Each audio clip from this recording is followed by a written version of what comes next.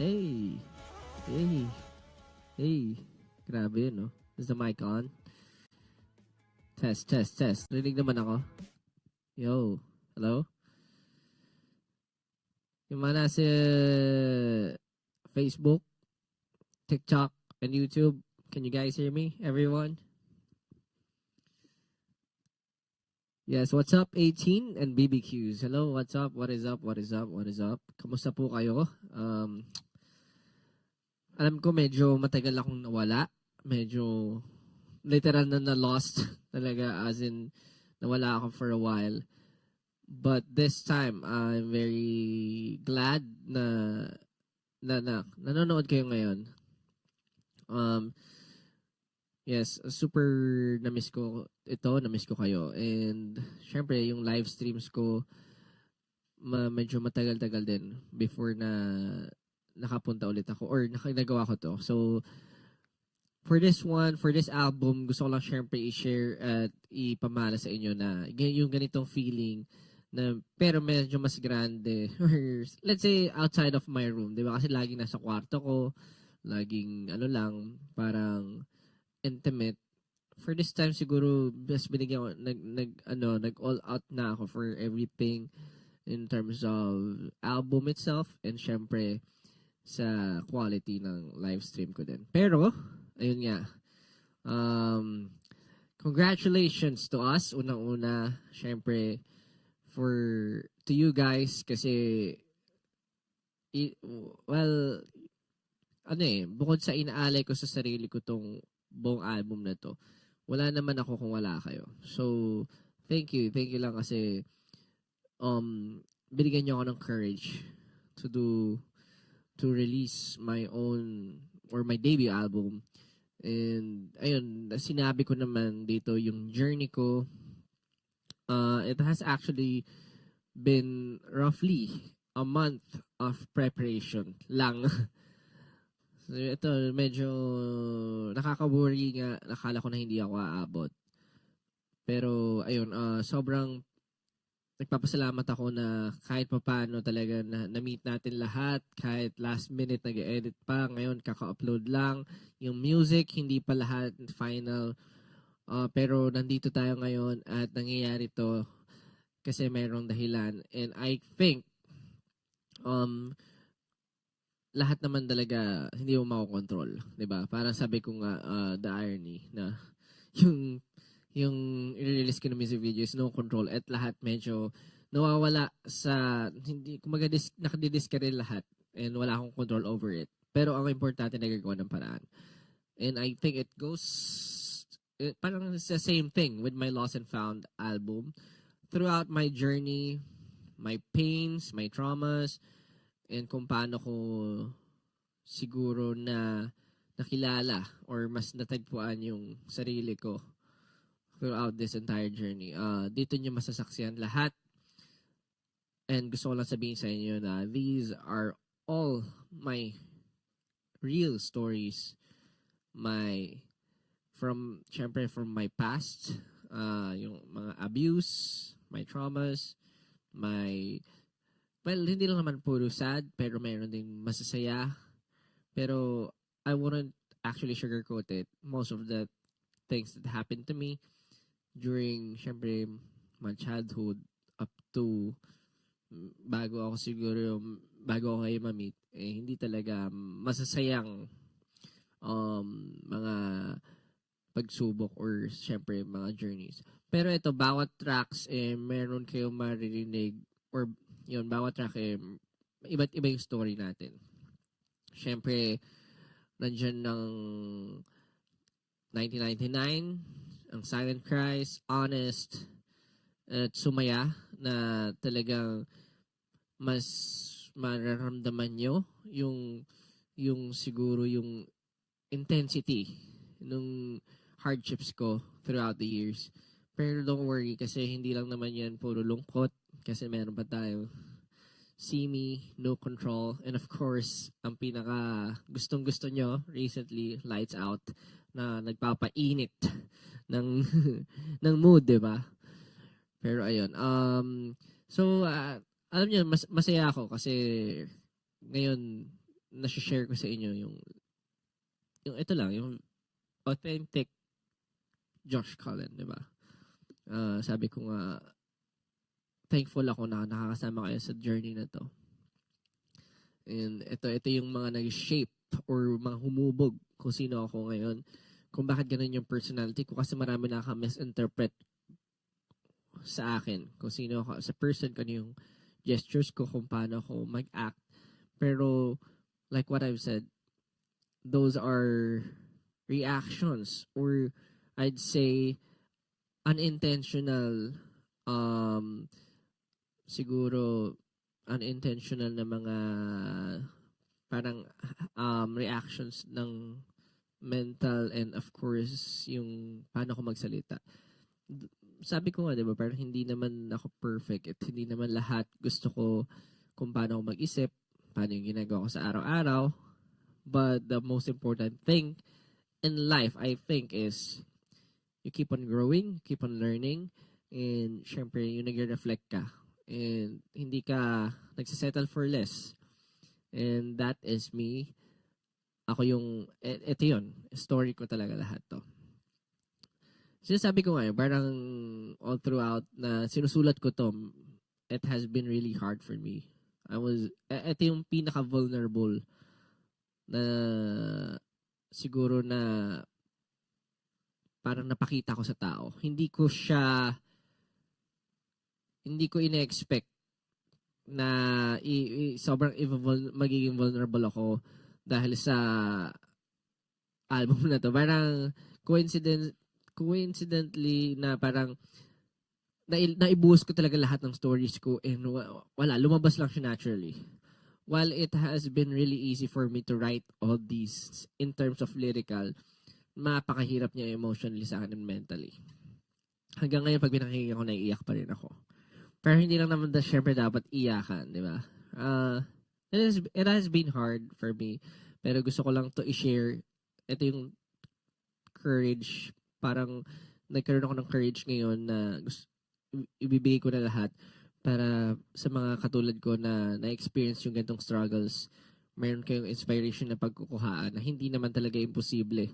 Wala namang imposible in life, basta gugustuhin nyo at kakayanin. Yun nga, parang you won't have any control over everything, pero meron laging paraan.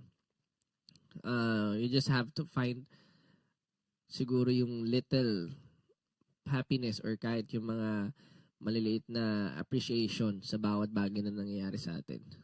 Pero anyway, hindi ko na siya i-deep dive lahat kasi pag pinakinggan nyo yun na lahat yun eh. Yun na yung mga tracks na to. Very self-explanatory. Pero gusto ko lang siguro magbigay ng trivias from the tracks. Ito yung Honest. First of all, Honest siguro. Kasama ko dito kasi si Kael and si Japs para sa track na to. Alam nyo, sobrang biglaan ito. Sobrang kinailangan ko na talaga ng help from people. And habang gumagawa ko ng album or EP nga lang yung umpisa, sabi ko baka hindi na ako umabot sa album. Bilang nagkataon na na rin sila. Parang nakausap ko sila and sobrang bilis lang. As in, ngayon yung usapan namin, kinabukasan may track na. Ganon. Parang nag-meet lang kami, tapos gawa, sulat, on the spot, and sobrang productive nung araw na yon. So, ito yun, last August 7 ito eh. Parang nabanggit lang namin na baka meron tayong magawa na or parang ano lang, very mutual na gusto talaga din pala nila gumawa for me. So, ayun, nag-produce na nga sila. Tapos, nag-conceptualize kami and brainstorm. Tapos, ginawa na namin siya. Ni-record na namin. Tapos, midnight lang. Sabi ko, may schedule ako maaga. Pero, turn out, inumaga kami. Hanggang 5 a.m. ata kami kasi nagkwentuhan pa kami. And, sobrang bilis lang din mag-work at sobrang gagaling talaga nila. Kaya, thank you so much, Kael, Japs. Maraming salamat sa napakagandang track. Kundi dahil sa inyo, di mangyayari to. And of course, yung Lights Out, another collaboration track with Mo. iba. Alam mo, si Mo napaka-talented na artist. Uh, Alamat itself is actually yung collective ng Alamat. Wala ka nang masasabi kasi umaapaw talaga yung talento nila. Pero si Mo kasi matagal ko na din siya nakakausap na gumawa na kami. And this time, gumawa ako ng demo ko like for a night. Gumawa lang akong demo. Siguro isang gabi. For a few hours, nagsulat ako, nag-demo ako, tapos inano ko, ay pinesent ko. Sabi ko, tayo, baka gusto mo to. Baka gusto mo. Meron ngang ibang artist actually na kumuha na nito. Medyo sikat. Pero hindi ko na sabihin ko sino. Pero hindi siya aabot. And I thought na si Mo talaga yung pinaka-perfect na talagang makakollaborate ko for it. So, tinry ko lang. Mga 10 p.m. ata yun. Or 11 p.m. kung sinansahan yun. Tapos mga 3 a.m. 3 a.m. meron na siyang sulat. Meron na siyang gawa. So, sabi ko, tara na, i-review na natin to. So, sobrang spontaneous lang lahat. Ang galing, sobrang smooth sailing yung mga ka-work ko din. Kaya happy ako na naging parte sila ng album ko na to.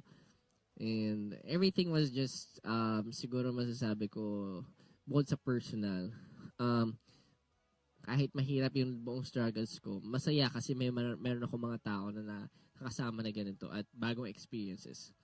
Then yung For Silent Christ, ayun, sobrang biglaan ito. Sabi ko nga doon sa kanila, tara na, mag-shoot na tayo. Diretso, after ko ng hydro, diretso na kami sa shoot. Asan sabi ko, i-shoot natin yung buong hydro. Yun yung performance ko. Kasi we're running out of time. At yun na nga, para mas maganda, dire-diretso and productive tayo. So, inumaga na kami nun, hanggang 6 a.m. ata. Buti na lang natutuwa ako kasi syempre shoutout kina Luis, kina Carlo, kila John. Sa lahat actually, Alan, thank you. And lahat ng 1032, sobrang iba, puso talaga yung binibigay nila. Hindi talaga nila ako pinabayaan until the very end. Binigay nila lahat and sobrang mutual lang din yung pagkakaintindi namin with how everything works. Kaya, thank you so much sa mga tao na to. Kaya ito kaya nakakatawa na game yung mga kaibigan ko na to do the shoot. Kahit umagahin kami, tawanan na lang kami ng tawanan. Kahit umiiyak ako all throughout dun sa Silent Cries. Totoo yun. Wala, as in, hindi ko siya, kumbaga, hindi ko siya tinatry i-fake or what, pero lahat nung napuntahan ko yung venues nung sa Silent Christ, wala hindi ko mapigilan na mawala, maano na lang, mag-breakdown. Pero ayan, yung nandun tayo sa Hydro. Thank you sa mga pumunta din. I hope sa susunod makapunta rin yung ibang BBQs and 18 at sa mga casual listeners natin dyan sa mga susunod na events. Anyway, ang dami sobrang dami, pero hindi ko na lalahas sasabihin siguro lahat. So, gusto ko lang magpasalamat kasi for supporting Silent Cries. And of course, marami pa tayong future na works, pero syempre gusto ko lang humingi din sa inyo ng pasasalamat for supporting Lost and Found. Kaya naman gusto ko i-share sa inyo itong kumbaga, ano ba yung laman ng Lost and Found album. So makikita nyo naman ito ulit. We have 1999, See Me, Silent Cries, Honest, No Control, Lights Out, and Sumaya. Well, meron pa tong mga kasunod. So abangan nyo. Pero besides it, ano ba yung yung parang pinakagusto nyong track so far? Well, natanong ko na to kanina sa TikTok, pero I believe hindi naman lahat nandoon. So, gusto ko malaman ano yung pinaka-favorite nyo. Ayan, based sa comments, Silent Cries, See Me, 1999, Lights Out, No Control, Honest. Wow, lahat ba gusto nyo? This is very rare. No? Very rare. Like, gusto ko lang, it just means na maganda or very relatable lahat. And yun lang naman yung gusto ko eh. Sa totoo lang, makatagos sa puso nyo at sa mga experiences nyo. Kasi yun yung ano ko eh, yun yung para sa akin, ito yung bread and butter ko. If I don't have, syempre, a purpose in life, parang wala rin akong reason para magpatuloy sa ginagawa ko. Pero ayun, maraming salamat. Pero yung ito nga, gusto ko lang sa inyo siguro para sa mga wala pang ideas kung ano talaga yung album or yung per track meaning, sabihin ko lang sa inyo, 1999 is a dedication or I actually, it's a tribute to my younger self. Dapat to ano pa eh, mas dapat to mas mabata pa eh, kaso magmumukha tayong ano eh, magmumukha naman tayong matanda. Okay na yung 1999. Pero it's a tribute to my younger self. And for See Me, well, si 1999, yung mga traumas ko and everything, kung paano ko siya tinatry i-overcome. Kasi alam niyo yung ano, yun nga, dati kasi nung bata ako thumbsucking tawag doon, pero sa akin kasi dalawang daliri yung inaano ko. It's the same thing with how I was biting my tongue when I was young. Hindi ko alam, signs of anxiety pala yun. So, ngayon ko lang siya na-realize and I parang gusto ko talaga i-share sa inyo. And See Me, dedicating it to every one of you. Sa mga lahat na naniniwala sa akin. Tapos, syempre, si Honest, alam nyo, si See Me kasi ano siya, wala akong ibang gustong, wala akong ibang way. Kumbaga, ang hirap kasi magpasalamat talaga sa mga naniniwala sa akin. So, ito na siguro, binuwas ko lahat dito para sabihin kung ano yung mga hindi ko masabi talaga. I feel like pag words minsan hindi siya makaka-capture entirely kung paano mo i-deliver yung emotions. And ito yung pinaka siguro pure delivery of kung paano ako gano'ng ka-thankful sa inyo. So, ayun. And I hope I get to perform it to every one of you in the future. Pero ayun, we have, syempre, Sumaya 19, No Control.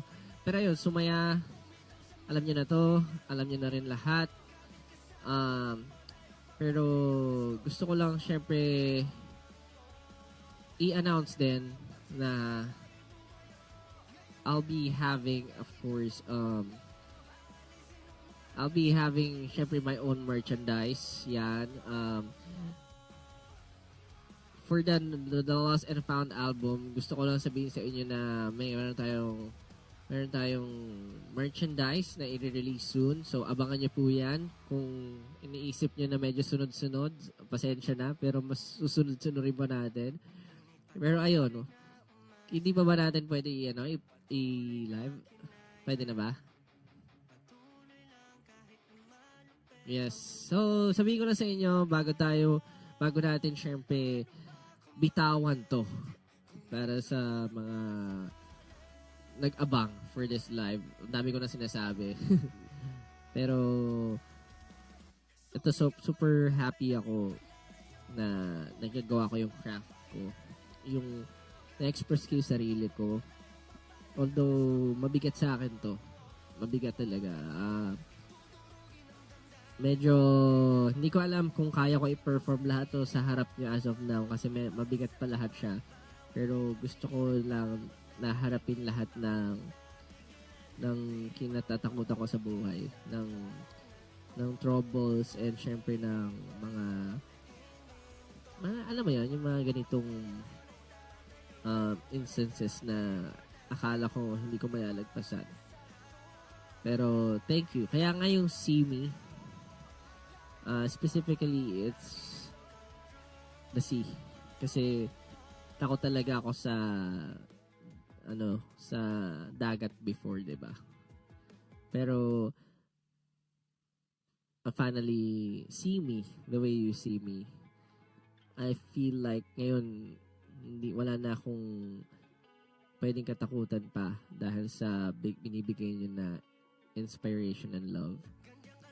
And of course, babalik tayo sa No Control. Love you, Josh. Believe in you. Salamat. Alam nyo, 1 year pa lang ako, technically, more than a year pa lang as an artist na solo. Pero ang dami na nangyari. Ang dami ng siguro challenges and celebrations. And I'm really glad na sineselebrate ko ito kasama kayo. I may have been parang hindi naman ako araw-araw okay. Hindi rin naman ako araw-araw masaya. Pero ang importante, nandyan kayo. And ang importante, may nakikinig. Diba? Hindi naman lahat din ng ginagawa natin perfect. Hindi naman lahat ng ginagawa natin talagang masasabing spectacular. Pero yun, sabi ko nga, importante, you keep on learning and growing. And tao lang tayo lahat. Kaya don't be too hard on yourselves as well. Gusto kong i-dedicate talaga sa inyo itong buong album na to as a message and as a movement na there are room for mistakes. And hindi naman dapat kayo i-judge based sa pananalita nyo, kilos nyo, and everything. Lahat yan matututunan din natin i-overcome at lahat yan hindi pwedeng diktahan lang tayo ng mga tao. Pero ayun, salamat sa inyo.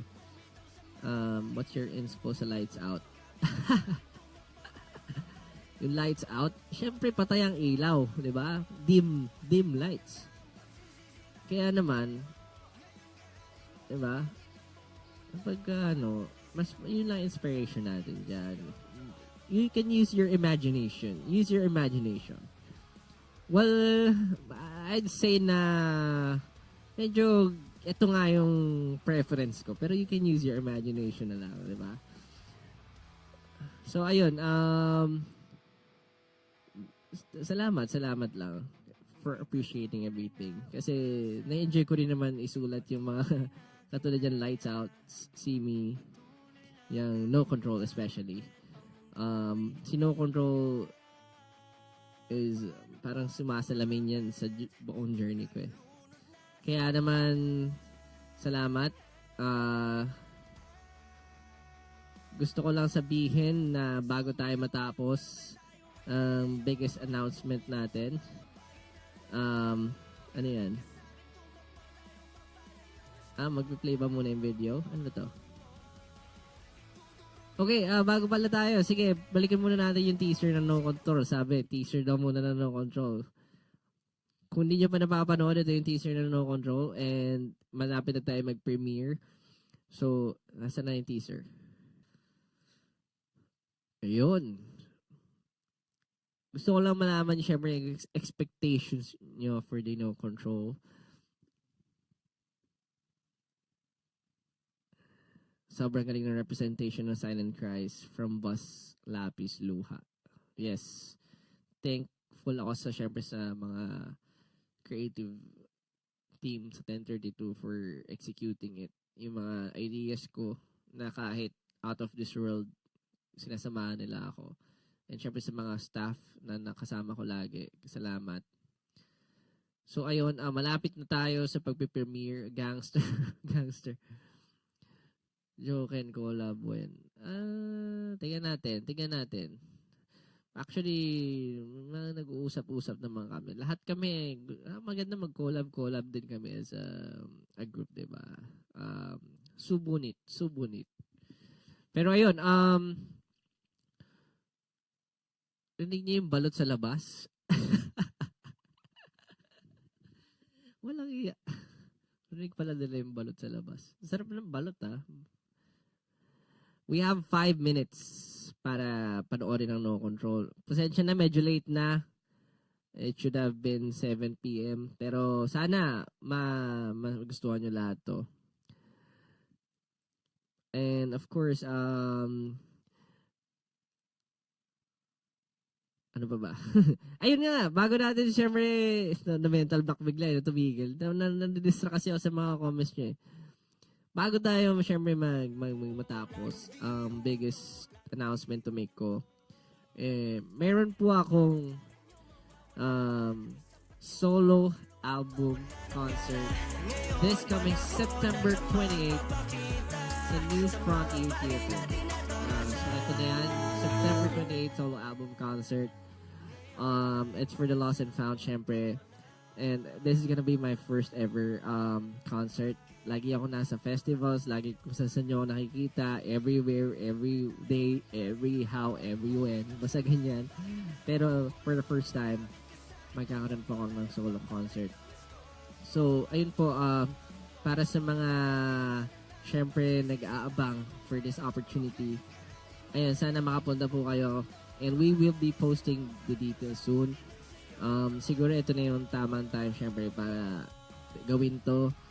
Although, syempre, alam ko medyo mabilisan siya. Ini-invite ko po kayo lahat na pumunta. At kantahin po natin itong mga kanta na to na straight from my heart and from my experiences. So, ayun po. Kung hindi pa natin napapanood, syempre, ang No Control, bago natin pag-usapan yung mga bagay-bagay, gusto ko lang na syempre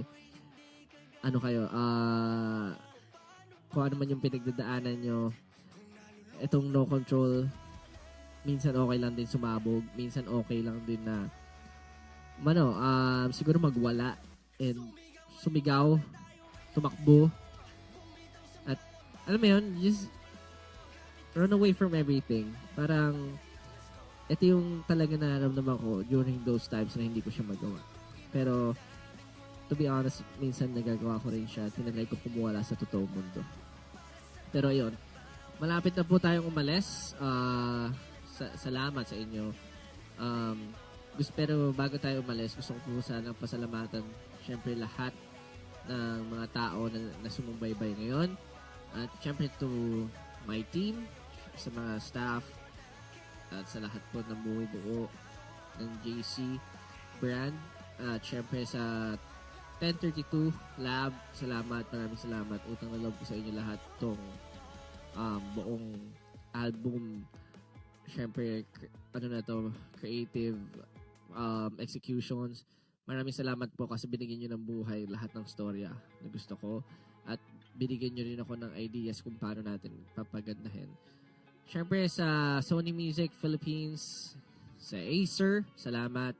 Acer Philippines, Duncan Philippines, Hanabishi, at wala nang iba, syempre, makakalimutan ko ba naman ang aking mga 18 and BBQs. At sa lahat po ng sumusuporta sa akin, kahit casual or yung mga normal na nakikinig lang ng aking musika, na-appreciate ko po lahat yan. Salamat po. I hope you guys enjoy the album and the music video. Ito po ang No Control. Sabay-sabay po nating panoorin.